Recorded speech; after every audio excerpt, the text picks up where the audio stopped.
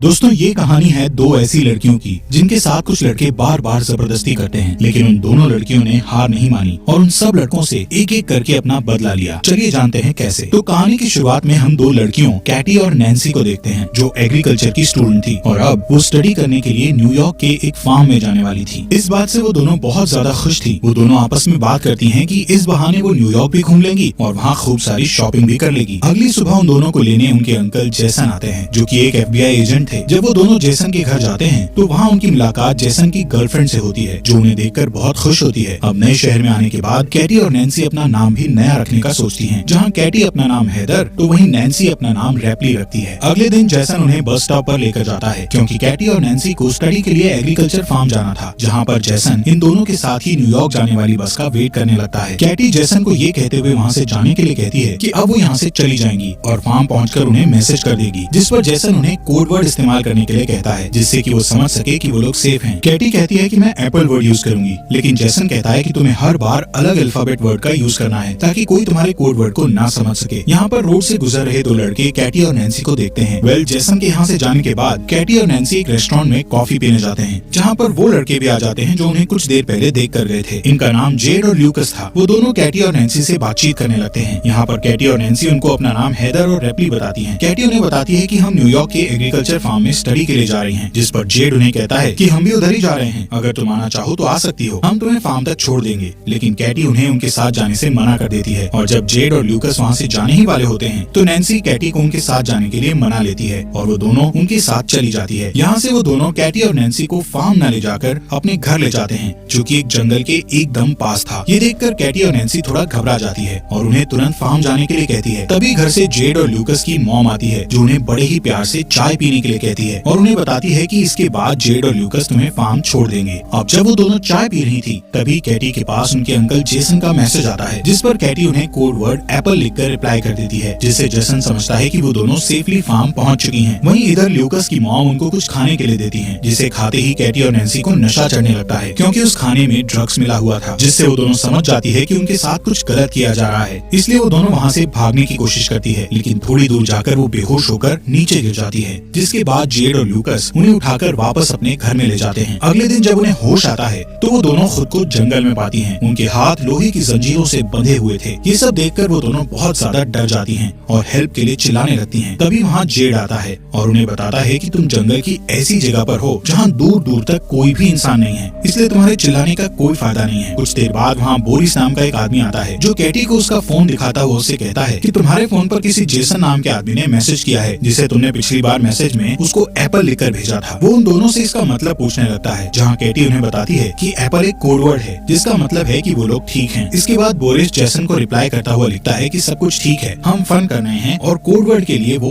Apple भी लिखता है। इसके बाद वो लोग कैटी और नैन्सी को उनके सामने ही नहाने के लिए फोर्स करते हैं कि तभी वहाँ एक शेरिफ नाम का पुलिस ऑफिसर आता है, जिसे देखकर कैटी और नैन्सी उनसे मदद मांगने लगती है, लेकिन तभी उन्हें पता लगता है कि वो पुलिस ऑफिसर भी जेड और ल्यूकस के साथ मिला हुआ है। ये देखकर वो दोनों ज्यादा डर जाती हैं। यहाँ कैटी और नैन्सी उनको समझाने की कोशिश करती है कि प्लीज हमें यहाँ से जाने दो, हम किसी को कुछ नहीं बताएंगे, लेकिन वो लोग उनकी एक नहीं सुनते। वो पुलिस वाला वाइग्रा की गोली खाता है और अपने लिए कैटी को चूज करता है। इसके बाद हम उस पुलिस ऑफिसर को कैटी के कंटेनर से बाहर आते देखते हैं, जिससे हमें पता लगता है कि उसने कैटी के साथ जबरदस्ती किया है। वहीं दूसरी ओर हम जेसन को देखते हैं, जिसको कैटी और नैन्सी की बहुत चिंता हो रही है, क्योंकि कैटी ने मैसेज में एप्पल वर्ड को दोबारा इस्तेमाल किया था। वहीं उधर वो लोग कैटी के कंटेनर में एक सन की नशेड़ी आदमी को भेजते हैं, जो उसके पेट पर जलती हुई सिगरेट लगा देता है, जिससे कैटी जोर जोर से चीखने लगती है। इसके बाद वो कैटी के साथ जबरदस्ती करता है। यहाँ पर ये सभी लोग हैवानियत की सारी हदें पार कर चुके थे। ये लोग कैटी और नैन्सी से जबरदस्ती धंधा करवा रहे थे। वहीं जैसन कैटी और नैन्सी के बारे में पता लगाने के लिए न्यूयॉर्क एग्रीकल्चर फार्म पर कॉल करते हैं, तो उन्हें वहाँ से पता चलता है कि वो दोनों तो एक बार भी यहाँ नहीं आई हैं। यहाँ पर जैसन समझता है कि वो दोनों किसी बड़ी मुसीबत में हैं, इसलिए वो तुरंत उनको ढूंढने के लिए निकल जाता है। वहीं कैटी और नैन्सी के साथ और भी ज्यादा बुरा हो रहा था, क्योंकि अब जो अगला कस्टमर था उसके आने से पहले जेड और ल्यूकस उन दोनों के मुंह पर मास्क पहना देते हैं और वो कस्टमर भी एक पिग वाला मास्क पहन लेता है। इसके बाद जेड और ल्यूकस उस कस्टमर को कैटी और नैन्सी के चेहरे से मास्क उतारकर उस कस्टमर को उनके चेहरे दिखाता है। कैटी और नैन्सी उस पिग मास्क वाले आदमी को देखकर और भी ज्यादा डर गई थी। यहाँ पर वो बंदा नैन्सी को चूज करता है और उसे कंटेनर में ले जाकर उसके साथ जबरदस्ती करता है। उसके जाने के बाद जब कैटी नैन्सी के पास जाती है तो वो देखती है कि नैन्सी की हालत बहुत ज्यादा खराब हो गई है। वहीं दूसरी साइड जेसन पुलिस स्टेशन पहुँचता है है और वहाँ पर उसे वही पुलिस ऑफिसर मिलता है जिसने कैटी के साथ जबरदस्ती की थी। जेसन उसे कैटी और नैन्सी के किडनैप के बारे में बताता हुआ कहता है कि वो भी एक FBI एजेंट है, जिस पर वो पुलिस ऑफिसर जेसन से पूछता है कि आपको कैसे पता कि वो दोनों किडनैप हुई हैं, जिस पर जेसन उससे कहता है कि उसने अपनी भतीजी कैटी को एक कोड वर्ड एक बार ही इस्तेमाल करने के लिए कहा था, लेकिन कैटी ने एक ही कोड वर्ड को दोबारा इस्तेमाल किया है। वहीं जंगल में बोरिस को ये सारी खबर उस पुलिस ऑफिसर ने दे दी थी कि कैटी के अंकल एक FBI एजेंट हैं और कैटी ने हम लोगों को उस कोड वर्ड के बारे में गलत इन्फॉर्मेशन दी थी। बोरिस जेड को कैटी के कंटेनर से थोड़ा दूर ले जाकर उससे बात करता है कि इन दोनों लड़कियों को जल्द से जल्द ठिकाने लगाना होगा, वरना हम मुसीबत में पड़ सकते हैं। वो जेड को कहता है कि हमें शहर से आने वाली नई लड़कियों को भी पकड़ना है। कैटी अपने कंटेनर के पास खड़ी होकर चुपके से उनकी ये सब बातें सुन रही थी। इसके बाद बोरिस कैटी के कंटेनर में जाकर उसके साथ जबरदस्ती करता है। दूसरी ओर जेसन भी रेस्टोरेंट में पहुंचता है जहां पर कैटी और नैन्सी को वो दोनों लड़के मिले थे। जेसन वहीं काम कर रहे एक आदमी से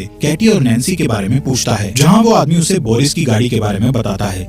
अगले दिन कैटी नैन्सी को बताती है कि वो लोग उन्हें मारने की प्लानिंग कर रहे हैं। तभी वहाँ जेड और बोरिस उसी नशेड़ी आदमी को अपने साथ लाते हैं जिसने कैटी के साथ जबरदस्ती की थी। वो उस नशेड़ी आदमी को कहते हैं कि हम दोनों जल्दी ही वापस आते हैं, तब तक तुम इन दोनों पर नजर रखना कि कहीं ये यहाँ से भाग न जाएं। उनके वहाँ से जाते ही कैटी उस नशेड़ी को अपनी ओर अट्रैक्ट करती है और उसे अपने साथ इंटीमेट होने के लिए उकसाती है। अब जैसे ही कैटी उस नशेड़ी के करीब जाती है तो कैटी उसके गले पर जोर से काट लेती है, जिससे उसके गले से खून निकलने लगता है और वहीं पर उस नशेड़ी की मौत हो जाती है। इसके बाद वो दोनों अपनी हथकड़ियाँ खोलकर वहाँ पर छुप जाती हैं और जब वो पुलिस वाला वहाँ पहुँचता है तो वो दोनों चुपके से उसकी गाड़ी लेकर वहाँ से निकल जाती हैं। यहाँ से वो दोनों एक मॉल में जाकर बहुत सारा अजीब सा सामान खरीदती है, जैसे हथौड़े, बहुत सारी कीलें, टेनिस बॉल और बहुत खतरनाक हथियार। इसके बाद वो मॉल के कैशियर के पास जाकर उससे बोरिस के घर का एड्रेस पूछती हैं, जिस पर वो उन्हें बोरिस के घर का एड्रेस बता देता है। वहीं जेसन बोरिस की कार इंश्योरेंस कंपनी में पहुँचता है और वहाँ पर उसे बोरिस के घर का पता मिल जाता है। यहाँ बोरिस अपने घर पर म्यूजिक लगाकर एंजॉय कर रहा था कि तभी वहाँ कैटी और नैन्सी आती हैं और टेनिस बॉल पर बहुत सारी कीलें लगाकर उसके मुंह पर मारती हैं, जिससे वो बेहोश हो जाता है और जैसे ही उसे होश आता है तो वो खुद को टेबल से बंधा पाता है। बोरिस उन्हें खुद को छोड़ने के लिए बहुत सारे पैसों का लालच देता है, लेकिन कैटी और नैन्सी को तो सिर्फ अपना बदला चाहिए था। यहाँ उनके अंकल जेसन भी बोरिस के घर के बाहर पहुँच गए थे। वहीं घर के अंदर कैटी और नैन्सी बोरिस से उस मास्क वाले आदमी का एड्रेस पूछती हैं, जिस पर बोरिस उन्हें उसका एड्रेस बता देता है। इसके बाद वो दोनों उसके पिछवाड़े में कीलों से भरा हुआ एक बेसबॉल घुसा देती हैं। बोरिस के चिल्लाने की आवाज सुनकर जेसन जल्दी से घर के अंदर जाता है, जहाँ पर जेसन को बोरिस मरा हुआ दिखता है। तभी उसे घर के पीछे गाड़ी की आवाज सुनाई देती है और जब तक वो बाहर जाता है तब तक कैटी और नैन्सी गाड़ी लेकर निकल चुकी थी। जेसन जल्दी से वापस पुलिस स्टेशन जाता है और उस पुलिसमैन से दोबारा कैटी और नैन्सी के बारे में पूछने लगता है। तभी जेसन कैटी को कॉल लगाता है तो उसे पता लगता है कि कैटी का फोन उस पुलिसमैन के पास ही है। अब इससे पहले कि जेसन कुछ कर पाता, पुलिसमैन उसके पीछे गन पॉइंट करके खड़ा हो जाता है। दूसरी ओर कैटी और नैन्सी एक चर्च में पहुंच जाते हैं, जहां हमें पता चलता है कि वो पिग मास्क वाला आदमी कोई और नहीं बल्कि इस चर्च का फादर है। इसके बाद नैन्सी एक बेसबॉल बैट लेकर वहां उसके पास पहुंचती है तो वो नैन्सी को एकदम से पहचान लेता है और तभी कैटी पीछे से उस पर बेसबॉल से अटैक करके उसे बेहोश कर देती है। वो दोनों उसे गाड़ी के पीछे बांधकर घसीटते हुए टाउन में लेकर आती हैं और वहाँ एक दुकान से माचिस और पेट्रोल खरीदकर उस पर पेट्रोल छिड़ककर उसे जिंदा ही जलाकर मार डालती हैं। वहीं जेसन को उस पुलिस वाले ने कैद कर रखा था। कुछ देर बाद वो दो नई लड़कियों को किडनैप करके वहाँ लाता है और जब वो उन लड़कियों के साथ जबरदस्ती करने लगता है तभी पीछे चुपके से कैटी और नैन्सी वहाँ आकर बेसबॉल से उसके सर पर अटैक करके उसे बेहोश कर देती हैं। जब उसे होश आता है तो वो खुद को कुर्सी से बंधा हुआ पाता है और उन दोनों से माफी मांगने लगता है। तभी कैटी गन में सिर्फ एक बुलेट डालकर उसे डराती है और वो दोनों बारी बारी से उस पर गन से शूट करने लगती है, लेकिन वो सभी शूट में बच जाता है, जिससे वो थोड़ा मुस्कुराता है। लेकिन अगले ही सेकंड में कैटी उसे फाइनल शूट करके जान से मार देती है। इसके बाद कैटी और नैन्सी वहाँ मौजूद दोनों लड़कियों को पूरी तरह से फ्री करके उन्हें जेसन को खोलने के लिए कहती है और खुद वहाँ से चली जाती हैं। वो लड़कियाँ जेसन की रस्सी खोलकर उसे बताती हैं कि उन लड़कियों ने हमें ऐसा करने को कहा। यहाँ पर जेसन को पूरी बात समझ आ जाती है कि वो दोनों लड़कियाँ कोई और नहीं बल्कि कैटी और नैन्सी ही हैं। वहीं हम जेड और ल्यूकस की मॉम को देखते हैं जो इस समय ड्रिंक कर रही थी। तभी उसे अजीब सा नशा होने लगता है, जिससे वो वहीं पर गिरकर बेहोश हो जाती है। इसके बाद जब उसे होश आता है तो वहाँ कैटी और नैन्सी ने उसको बेसमेंट में कुर्सी से बांध रखा होता है। उन दोनों ने जेड को भी उसके बिल्कुल सामने वहीं पर बांध रखा था। यहाँ पर कैटी और नैन्सी जेड को उसकी मॉम की आंखों के सामने ही बेसबॉल मारकर नीचे गिरा देती हैं और फिर दोनों बेसबॉल बैट से मारते हुए उसे जान से मार देती हैं, जिससे उसकी मॉम जोर जोर से रोने लगती है। फिर वो उसकी मॉम को ल्यूकस के पास लेकर जाती है, जहाँ वो ल्यूकस के हाथ में बेसबॉल बैट देकर उसकी ही मॉम को उसे मारने के लिए कहती है और उसे धमकाती है कि अगर तुमने ऐसा नहीं किया तो हम तुम्हें गोली मार देंगे। लेकिन लूकस ऐसा नहीं कर पाता, जिससे नैन्सी उसे गन से शूट करके मार डालती है। इसके बाद वो उसी गन को साफ करके लूकस के हाथ में पकड़ा देती है, जिससे कि पुलिस को लगे कि वो लोग आपस में ही लड़कर मर गए हैं। इसके बाद उनकी मॉम कैटी और नैन्सी को कहती है कि अगर तुम मुझे नहीं मारोगे तो मैं तुम्हें बहुत सारे पैसे दे सकती हूँ। उसकी बात सुनकर कैटी और नैन्सी बहुत हंसती है और फिर कैटी एक कटिंग मशीन से उसका धड़